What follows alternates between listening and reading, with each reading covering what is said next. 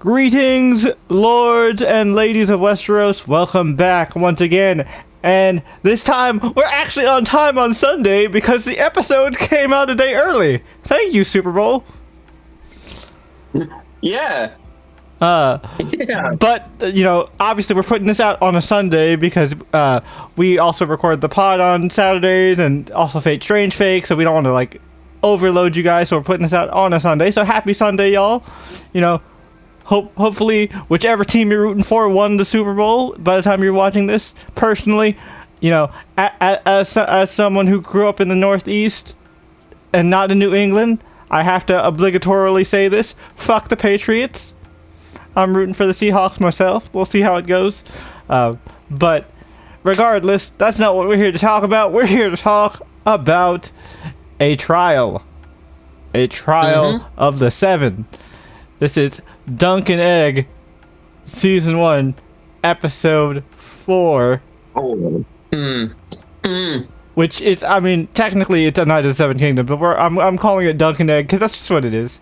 But yeah, it is just Duncan Egg, but man. Yeah, so as per usual with these reviews, we are going to do a little bit of a recap. And then, just talk about what we like. No real, set structure, but just gonna touch on the big plot points. But yeah, Tony, sorry to cut you off there. What did you think about it? This episode was, intense, just crazy.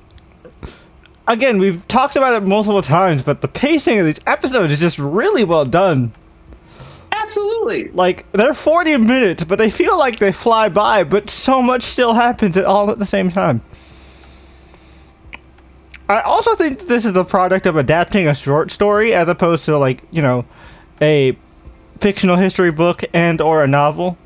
With a short story, you only have a set amount of plot points that you can just go bam, bam, bam, bam. So, it's a lot easier to make it more hard hitting and concise. And man, what a cliffhanger! So obviously, last week we dealt with the revelation of Egg revealing his true identity as Aegon V. Yep. And then, of course, that leads to Dunk being imprisoned, and then we find out in this episode that not only is Dunk, being charged with assaulting a prince and, knocking Sir Aryon's teeth out and kicking him in the face, but also Sir Darren, Aegon's other brother, actually accused Sir Dunk of kidnapping Aegon, and so he's charged with that as well. Now, to give credit to Darren is at least a good dude. He apologized. He goes, yeah. I was put on the spot. I did not want to get shit from my dad and face severe punishment, so that was just the best I could do. I'm sorry. My bad. And he also explains, look, dude, I know I'm a prince, I know I'm privileged, but I don't, you don't understand. I am cursed with prophecy, which is why he drinks all his problems away, because all he sees when he closes his eyes are visions of the future. And, we've seen the future for the Targaryens. It's not that pretty. It's not pretty at all.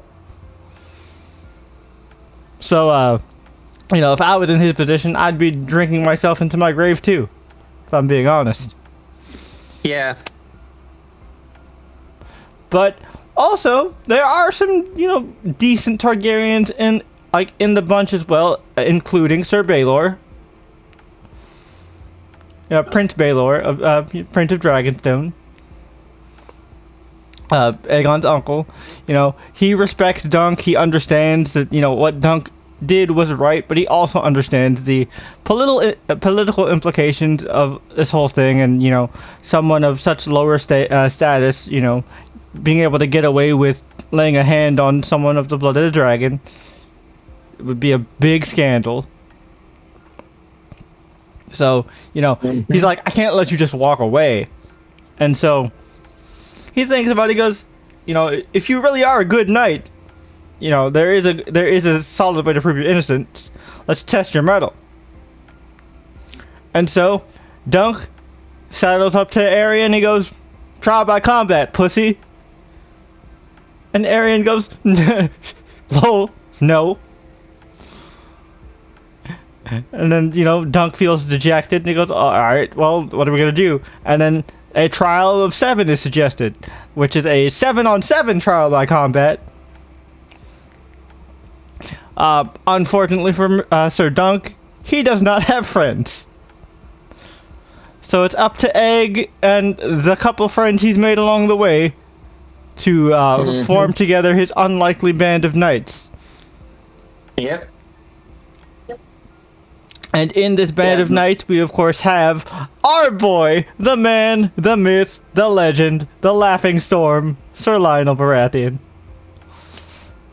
Absolute goat. I will always praise this man. He's just so much fun. And we also get to see a knighting ceremony happen in this episode as well, because Sir Raymond Fossaway steps up and is knighted by Sir Lionel after his cousin Sir Stefan decides to be a jackass and switch sides last minute, just because he's offered a lordship.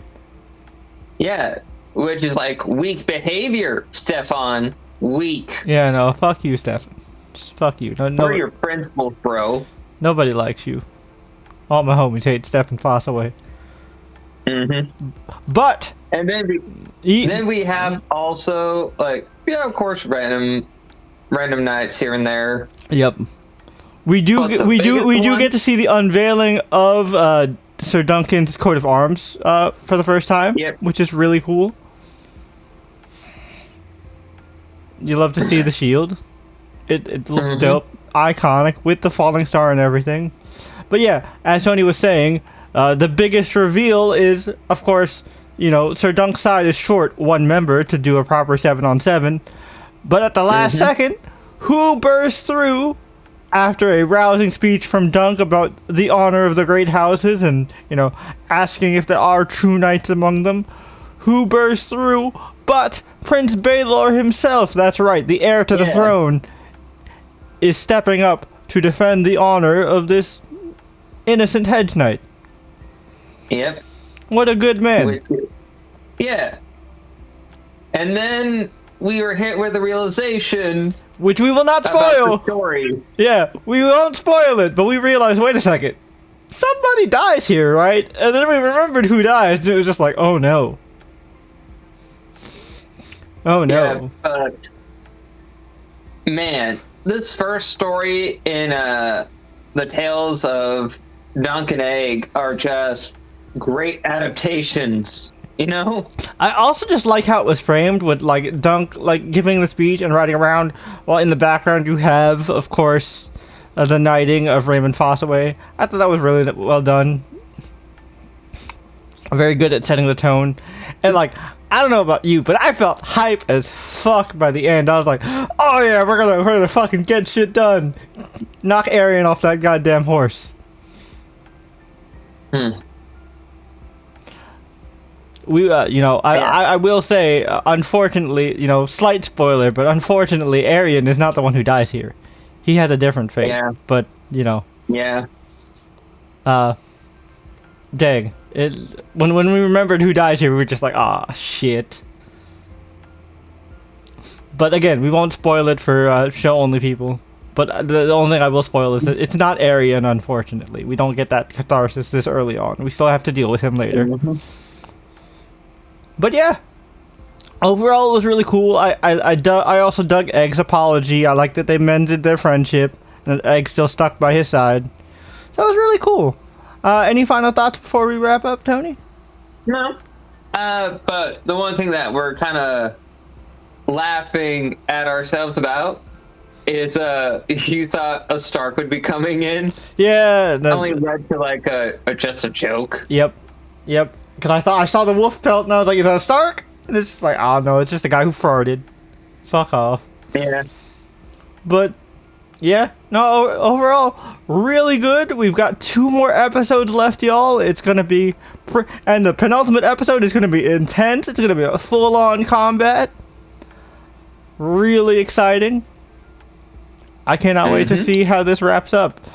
This has been a strong start to the story of Dunk and Egg. I'm really happy with it so far, personally. But all right, until next week, we'll catch you later. peace and safe travels, lords and ladies.